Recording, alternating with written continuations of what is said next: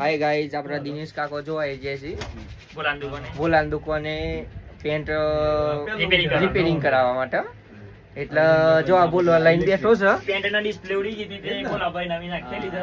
હા અરે જો તું ચાલ ભાઈ શેઠ આપડે એવું છે ને બધું એવું જ છે જિંદગીમાં, એવું ને એવું જેડ્યું છે. આ તો વધુ બોલાભાઈ હપારી કરી આલજો ભા, બરાબર? તો વધુ નહીં કોઈ ફોલ્ટ બોલ્ટ ના આવે ને પૈસા પૈસા આલી નહીં પાછા. પણ ઓ માય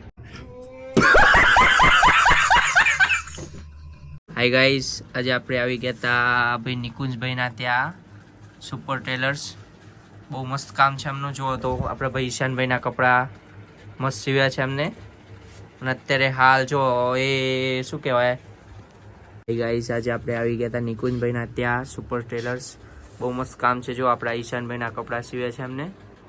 અને અત્યારે એમનું કામ છે ઓલું સ્કૂલના કપડા સીવે છે, નવચેતન સ્કૂલ.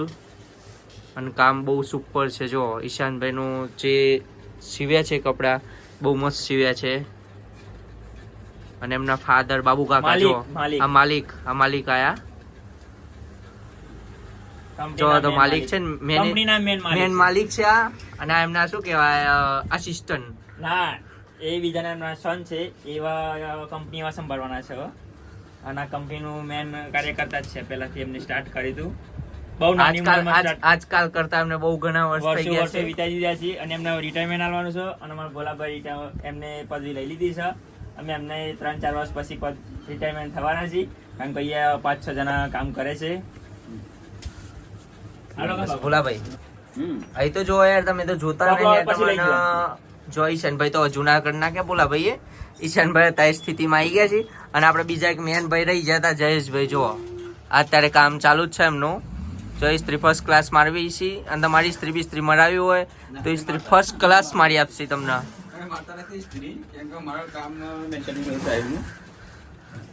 ના ભાઈ એવું ના ચાલે ભાઈ. બોલા ભાઈ તમારી ઇસ્ત્રી તો કસ્ટમર આવે એટલે કસ્ટમર તો ભગવાન કહેવાય પાછું.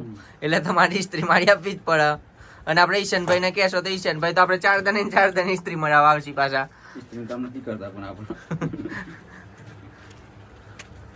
જો જયેશભાઈ જો હતા, હા એમના મૂડમાં છે. ઇસ્ત્રી કરી છે, હા ચાલુ થઈ ગયું છે. અને ભાઈ આપણે બાજી લાવી દીધી છે.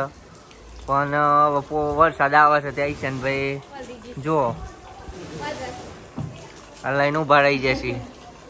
અશોક કાકો થાકી ગયા છે. જો કે કોમ કરી કરીને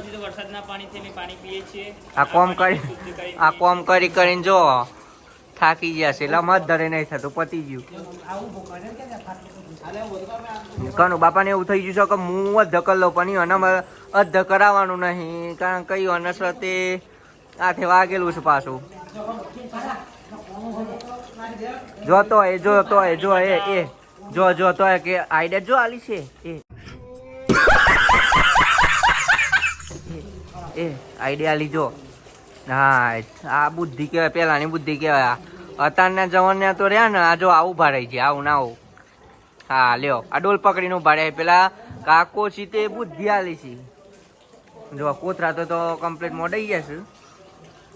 જોઈ છે ને ભાઈ આટલું જોવાનું, આ કોમીવાનું. અને પેલા કોતરા જ કરવાના ત્યાં તે કોતરો પાટી જેટલા રોજ ભાઈ મંડાયા છે. બે હાથે રહી ના જાવ. મોઘું છે તારે ભાવ વધારે છે. બાજરીનો બાજરી નવા ચડી ગઈ છે.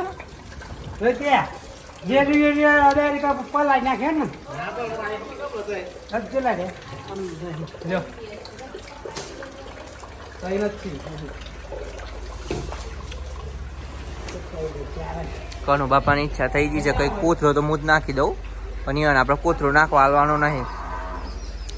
નકર જો ક્યારે હાથ મેલીને ઉભા રહી ગયા સિવા ઈવાની ગણતરી તો થઈ જ જશે કે આ બધાનું કોમ નહીં, મારું જ કોમ છે. પણ આપણે ઈવન હલાવ્યો નહીં કારણ કે ઈવન હાથે વાગેલું છે. અને જો આપણે શેઠ છે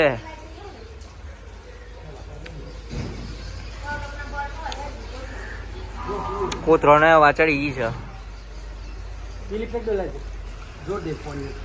ઢોળી ના લો દોડ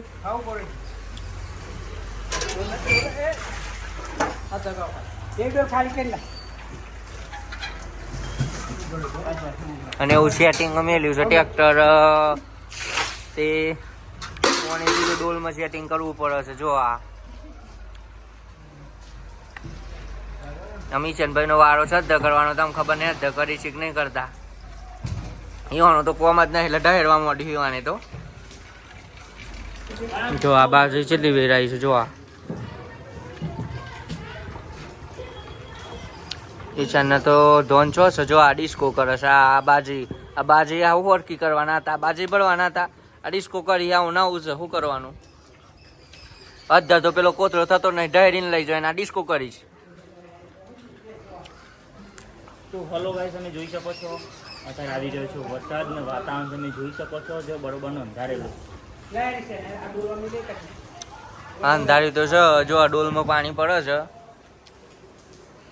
અને આપણે તો શુદ્ધ દેશી જ છીએ. જો કનું બાપા ને આપણે એમાં એવું છે ને કે અનિચ્છા એવી થઈ જશે કોતરો જ કરી લઉં. બાપા તમારી કોતરો જ હે? હા જો બાપો હવકી છે. જો આ પેલાનો ખોરાક કહેવાય અને અત્યારનો ખોરાક જો ઢહેરી છે. આવું ના આવું જો કોતરો ફૂલી ગયો છે. જો આ બાજરીનો.